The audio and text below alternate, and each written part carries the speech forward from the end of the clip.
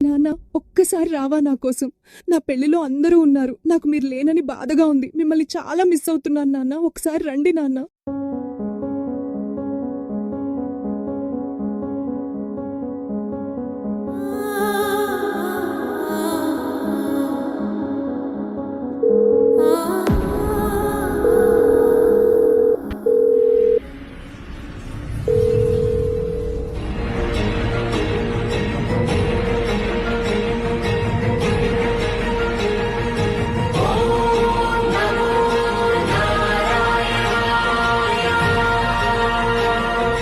కుమారస్వామి గారు,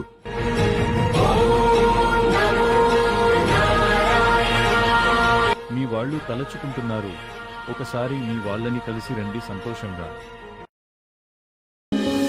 అమ్మమ్మో నేనేమి వింటేనమ్మా, వాకిల్లో నిలిచింది వాస్తవమా?